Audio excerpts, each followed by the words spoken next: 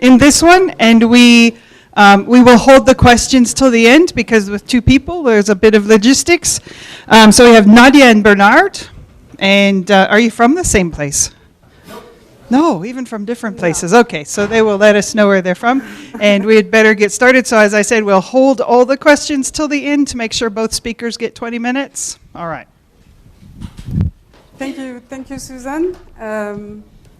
Good morning, everybody. I'm very happy to be here this morning, and I will talk about our activities at the Center for Applied Mathematics and in the framework of the Chair Paris Tech Modeling for Sustainable Development.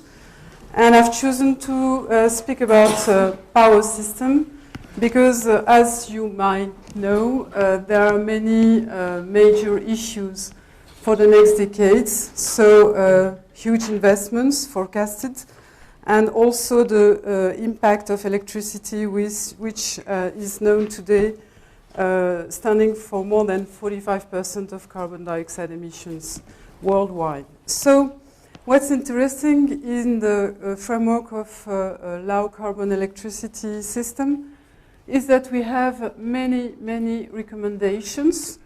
So some think that we have to act on generation solutions. So there is a debate about renewable energies.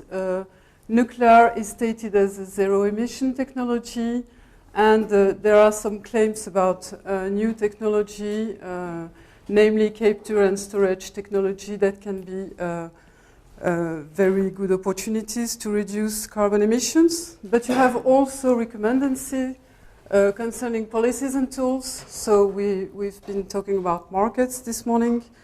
There are national commitments, like in France, where it is said that we have to reduce by 4 our emission in 2050. We have also international commitments, and for many countries, there are different nuclear policy options. But that's not enough, because we have also some projects coming from our colleagues from Germany, considering that we have to deal with intermittent renewable energy in other countries.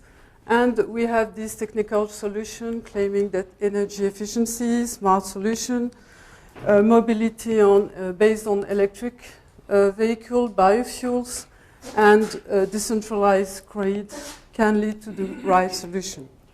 So this is just an introduction to say that in this imbroglio of technical recommendation, it's very difficult to handle what can be done in a plausible way. And this is the framework in which we propose to place this talk, because what we try to do is to reconcile, in fact, time and space scales, which are very different in the different examples that I've mentioned, in order to assess the global impact of the proposed solutions, in order to consider also the externalities, and I will speak a little about this at the end of my talk, and also in order to propose a trade-off in order to take into account competitions and substitution.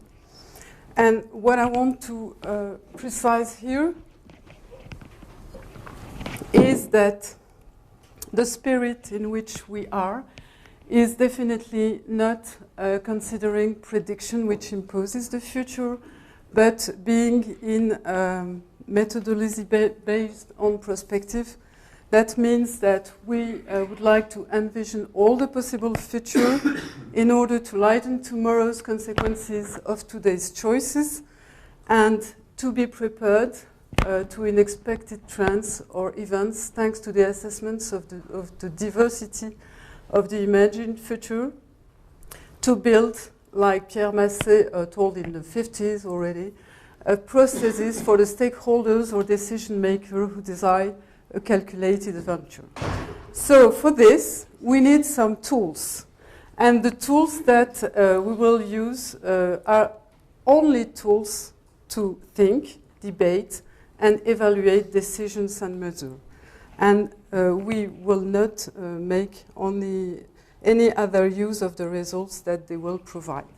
And the tool that we have decided to invest in 10 years ago now is TIMES. And in the philosophy that was stated here, that this conceptual model is sizing on the strategic relationship that control the phenomenon it describes and permit us to manipulate, think about the situation.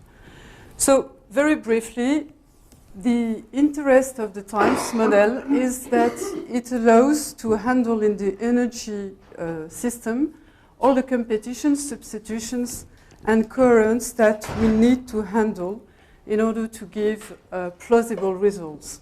So it has also the advantage of being developed in a very broad community, gathering more than 80 laboratories worldwide. It has been initiated in the 80s. And the methodology is based on a very detailed description of what we call the reference energy system that handle all the flows between the resources through the end-use demand sectors, through the technologies that are needed to convert primary energy into final energy. So this is the database that you have to handle, and what you do is to formulate an optimization problem, demand-driven, on a long-term horizon, several decades, usually until 2050, and you minimize an overall actualized cost of this reference energy system with very coherent physical constraints, because the flows must be balanced, and you have to satisfy technical constraints and very, very sharp constraints, but I don't have the time to describe them here. So the paradigm on which the model is based is an optimal paradigm, which is derived from the work of Van Neumann and Schaffer, and which is formulated very simply here, because it's a linear program. And what I want to emphasize here is that you are demand-driven, and you have many constraints about the potential that you have concerning your production technologies and resources, meaning that you are supposed to think as a unique planner, and you have the best choices considering this objective that is done, meaning that it has nothing to do with reality, but if you cannot reach your objective in this framework, there is small chance that you reach it in the reality. So, having said that, so we have an energy planning modeling tool, and this tool lets you envision all the possible futures in order to lighten tomorrow's consequences, as I said already, and instead of using scenarios that are kept in a stock, what we propose is for each question to develop a dedicated scenario in order to understand and to assess what can be the future of energy system in general. And here I will focus on power system. And these systems must be desirable, plausible, and sustainable. I will develop this. So what I propose here, is to give you very quickly 3 examples of what we can say about this approach, with this approach. And just briefly for our friends from abroad, the electricity generation sector in France, I just remind you with some figures, dominated by nuclear power, around 65 gigawatts. And we have an overall global production about 500 terawatt per hour.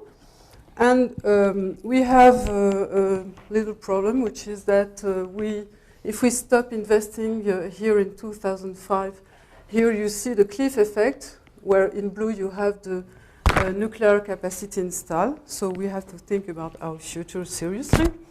And after the Fukushima triple disaster, something very unusual in France happened, which was the fact that we discussed about the possibility of phasing out from nuclear. So there was a discussion around the lifetime of nuclear power plants, and we participate in that discussion. I will go to the scenarios that we have provided, just to give you the elements of discussion that we can provide through the use of time. So here is 3 scenarios. Fast, meaning that we are phasing out from nuclear fast. Progressive, meaning that we are phasing out in a progressive manner.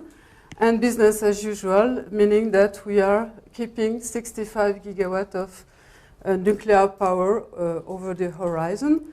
And what strikes here is that if we have a tax of 20 euro per ton of CO2 only as a signal for the limitation of the CO2 emission, then you see that what comes out is coal. So this is a very clear message. So what we have done is to put a cap. So the cap that we have put on the scenarios is the cap that corresponds to what happens when we have nuclear still going on. And then we have changed the horizon. We have still here the fast and progressive phasing out. And you see that then comes out the renewables that everybody is waiting for. And we have also the gas and the gas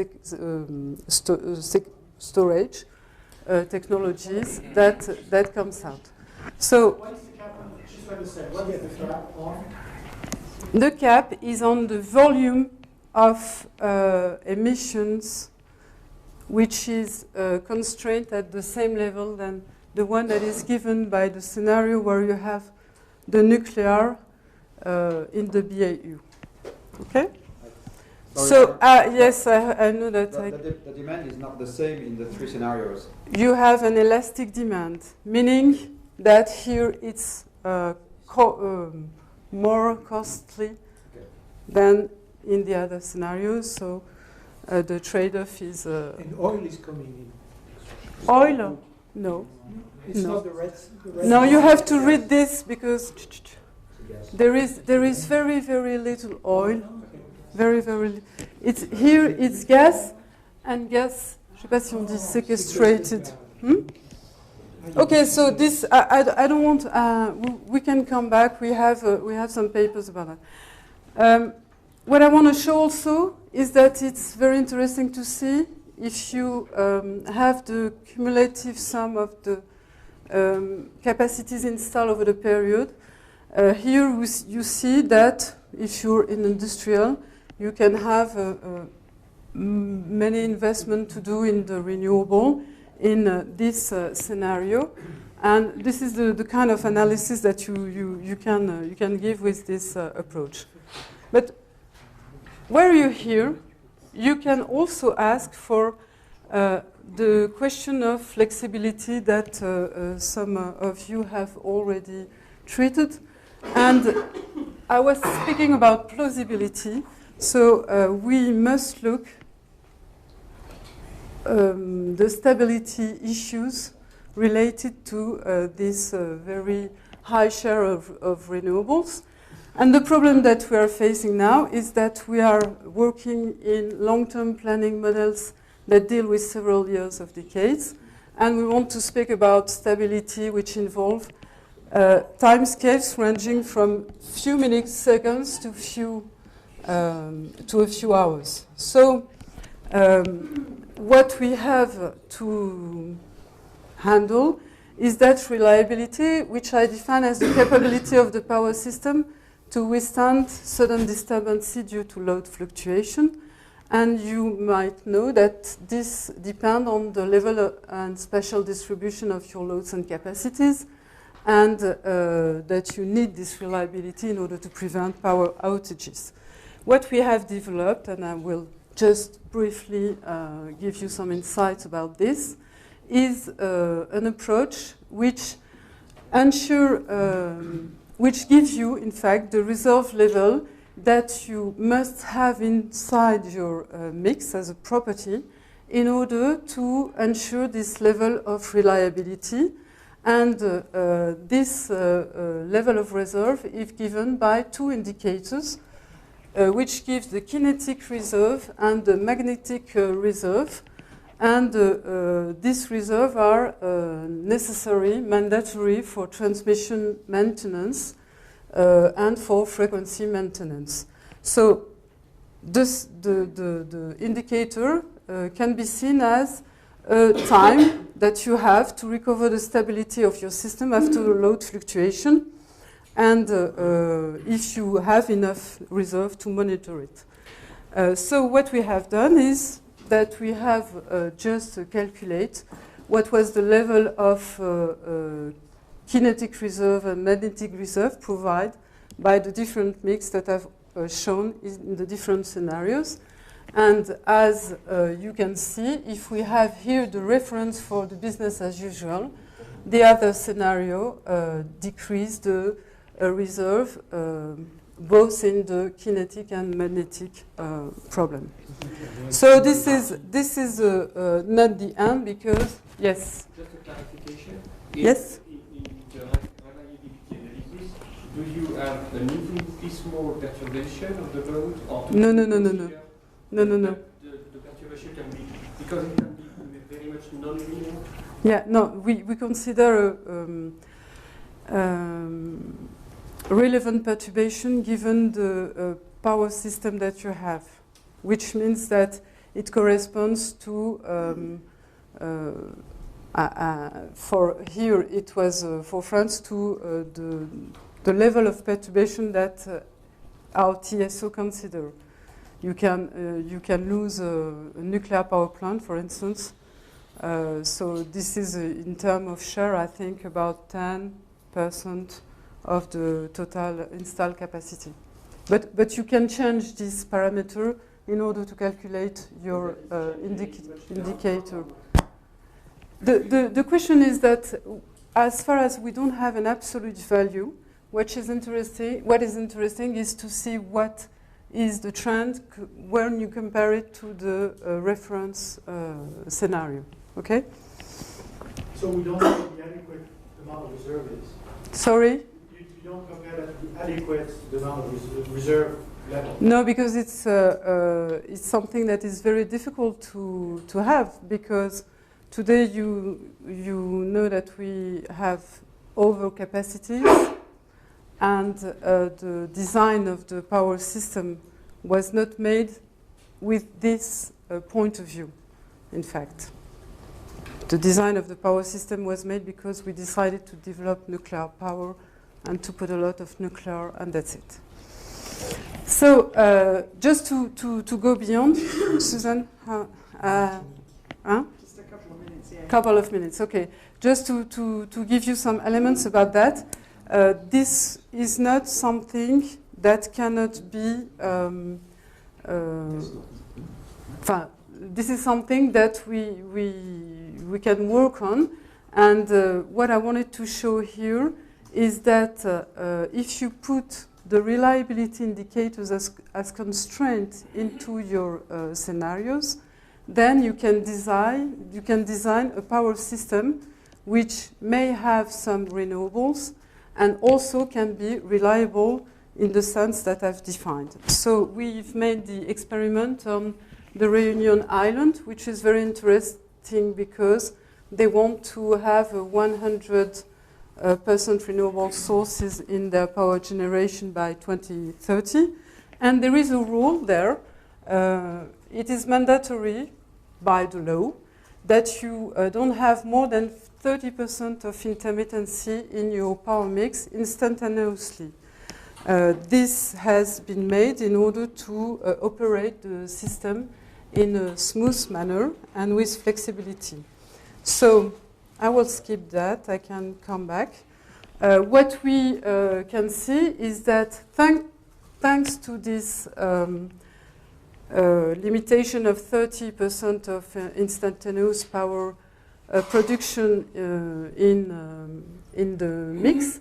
You can see here, if we come back to our indicator, that if we have the reference here in green, we have the blue line, which shows that thanks to this rule, then your level of kinetic reserve are increased compared to the case where you have the intermittency coming into your scenario with no limit. And so, just to show that, what we have done is to ask, could we have more than 30% of intermittency in the scenario? And the answer was yes. What we have done is to put into the model demand response and energy efficiency and storage. We have put a reliability constraint. And what we've seen, I showed just the last result, is that the intermittency sources can be higher than 50%, and we have decreased the total installed capacities of 6%. Okay?